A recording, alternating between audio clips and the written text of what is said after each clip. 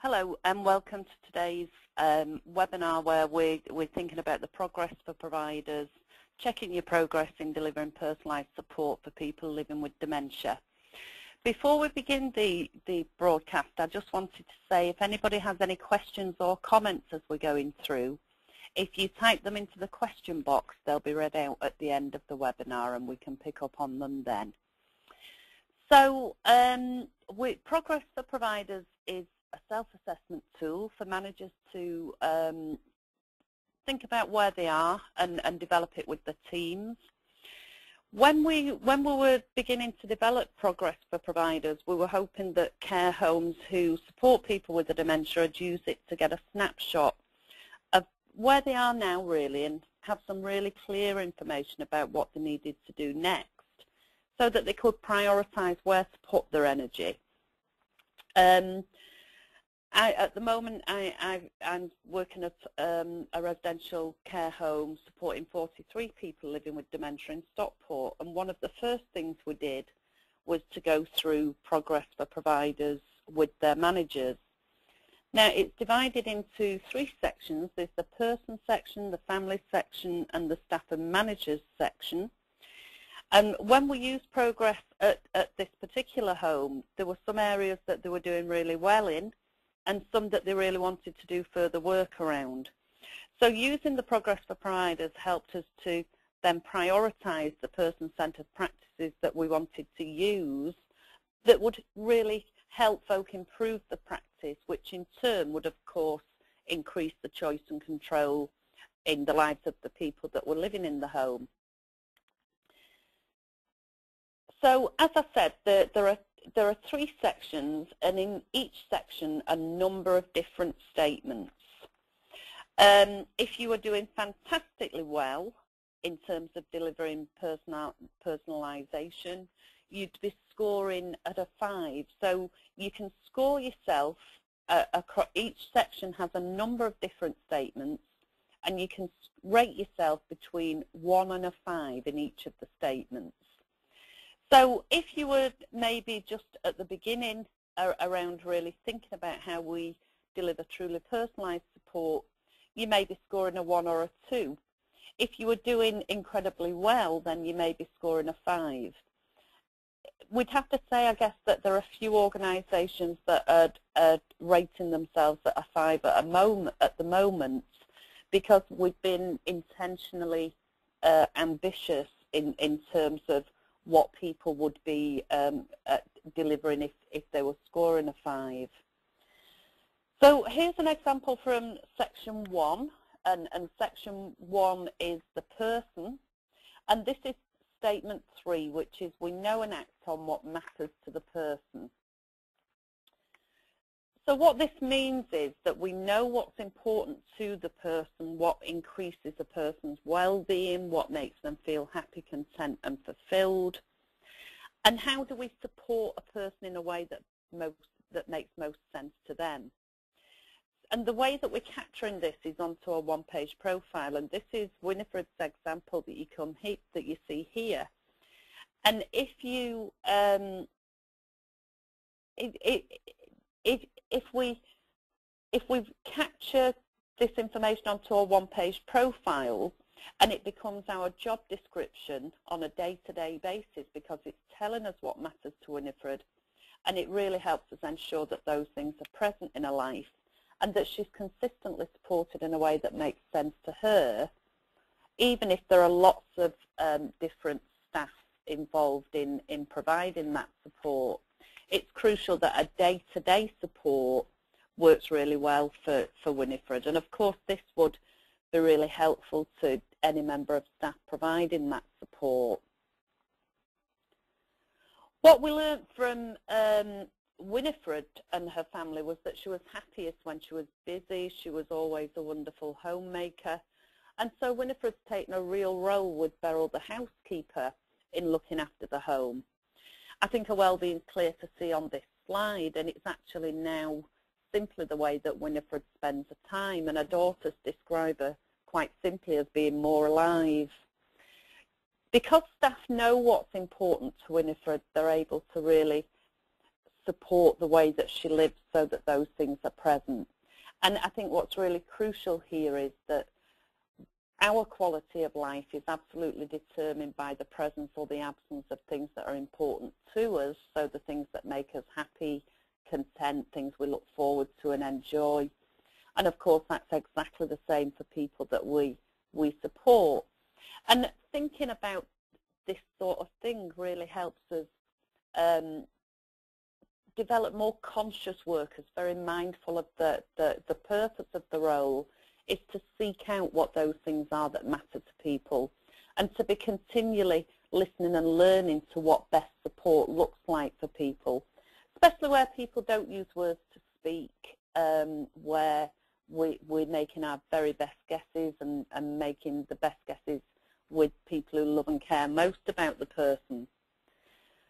For Bessie, what really matters to Bessie is a bath with bubbles and looking good. On Bessie's one-page profile, it clearly says that what matters to Bessie is being complimented and looking beautiful, and she visibly grows when she's complimented. And what else has begun to happen is that because staff are thinking more consciously around helping Bessie to really enjoy a pamper evening and having a bath. Some of the bathrooms in some residential services can be quite clinical, sterile settings. So staff are throwing colourful throws over some of the equipment that's not in use. There might be some little candles, there might be a bit of music going on. And actually it begins to shift a culture away from task-focused support to support that really makes sense to people.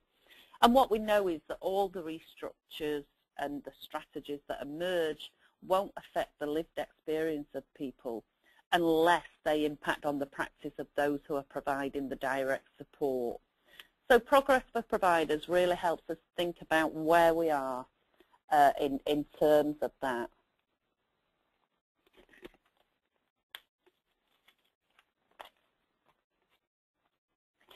One of the things that we just mentioned was where people don't use words to speak, that we have to listen quite differently, and the quality of our listening is quite crucial, because if people are to have the things that matter to them present in their life, we really need to know how they're letting us know.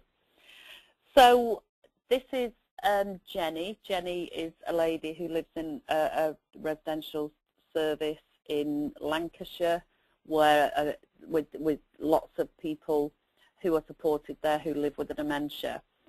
Now, Jenny does use some words to speak, but she doesn't communicate typically, so it's kind of a string of words that I don't really understand what they mean. So what the staff began to think about was, from what they knew of Jenny on a day-to-day basis, what was she telling us with some of her behaviours? And this communication chart is a really helpful way for us to think about how people are communicating with us. And staff may make the best guess at first, but they check it out and check it out. So when one of the examples there was that what was happening, and it could have been at any time, Jenny was putting her clothes into her mouth, and it was kind of initially put down to her dementia.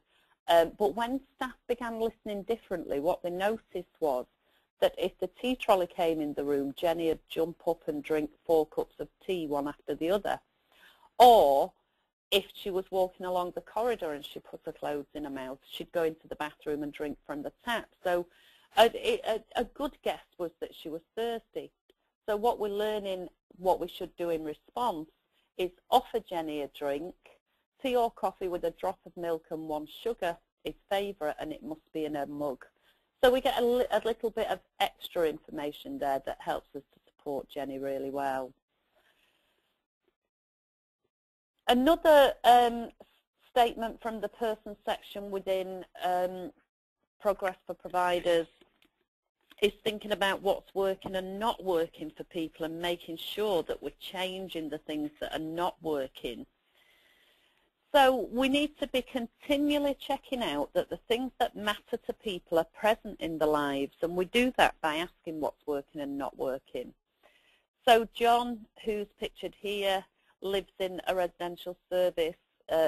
John lives with dementia, and the highlight of his week was listening to his favourite radio programme on Radio 4 at 6 o'clock on a Friday evening.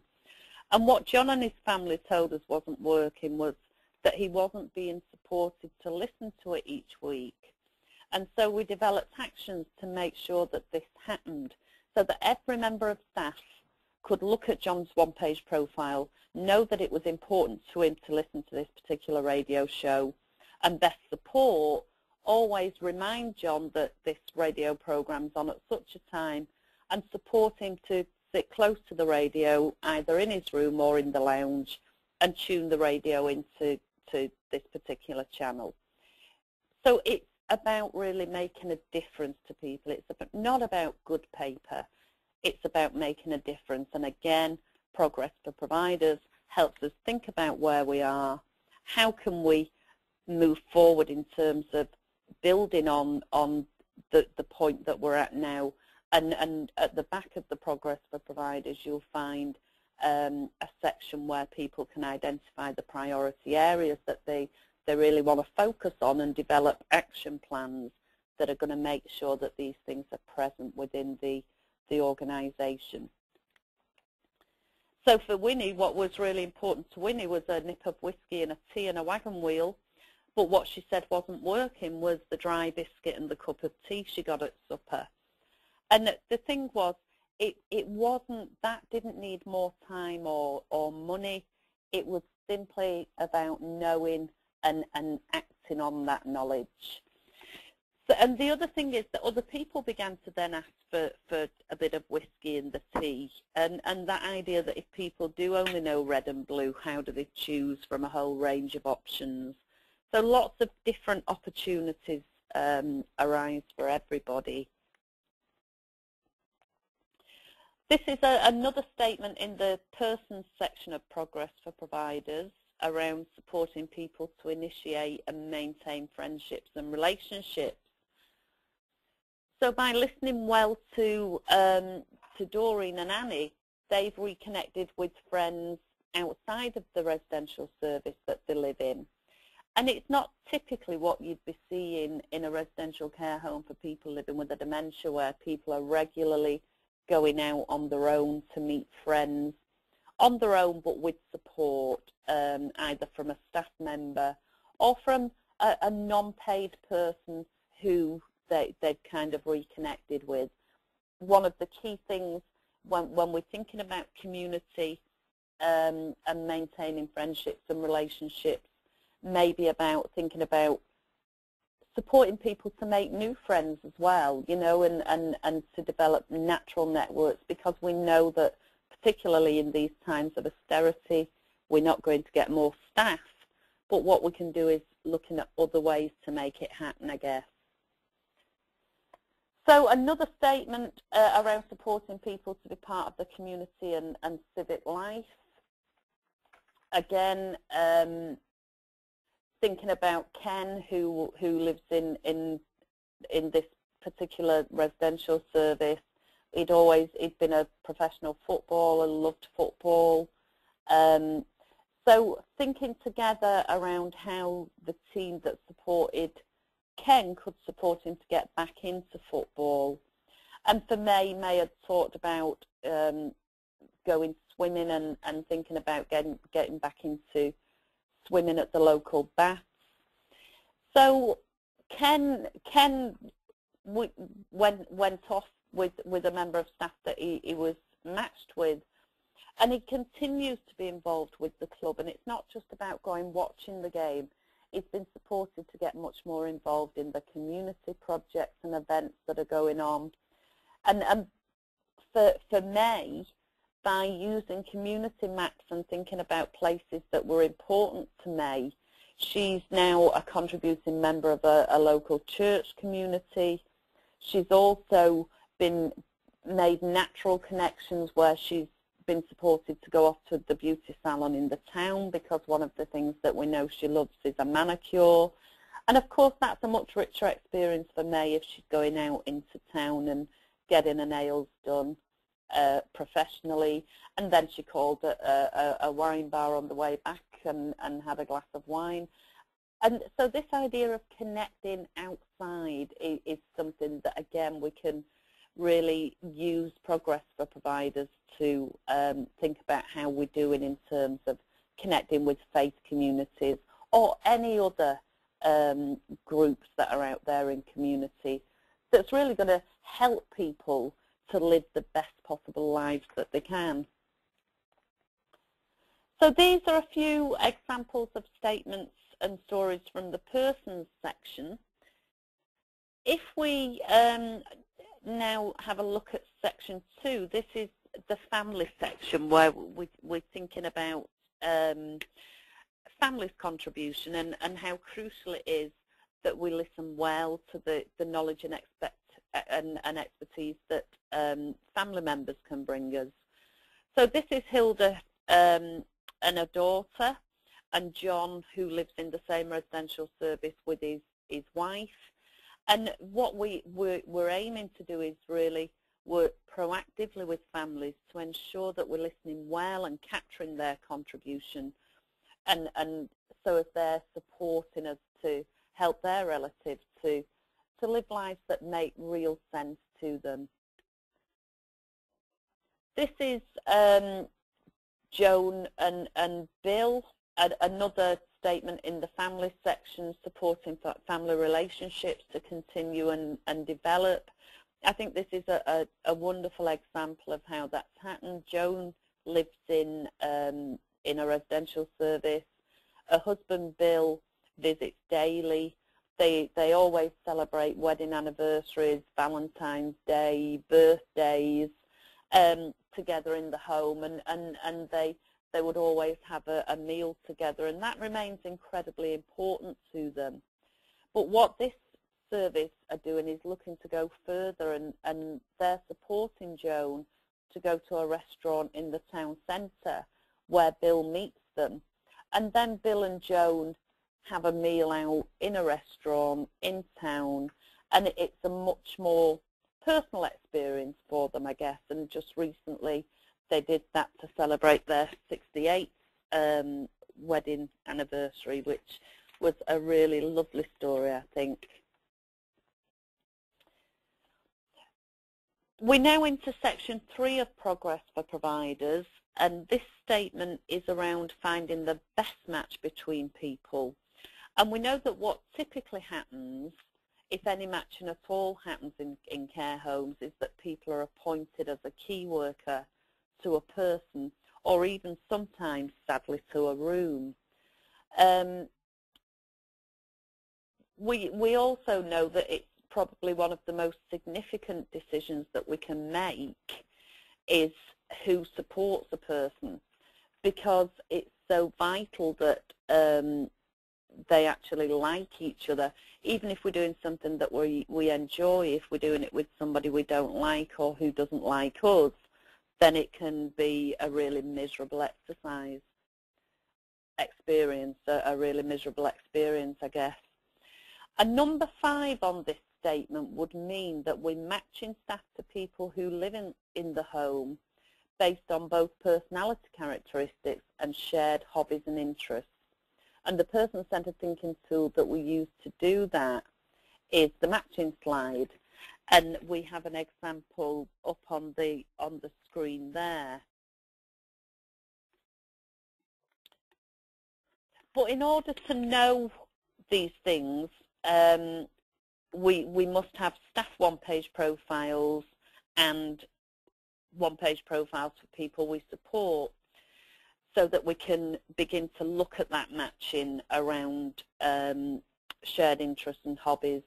Something else that we've been doing is gathering a number of one-page profiles for people who live in a residential service and look at clustering the hobbies and interests that people have in common, so that we can actually design group activity around what we're learning from people what matters to them. So we're using one-page profiles to individually design group activity so that everybody in the group really has an interest in that activity. And if we can look at the staff one-page profile, we can make sure that that activity is being led by a staff member who also shares that activity, an interest in that activity.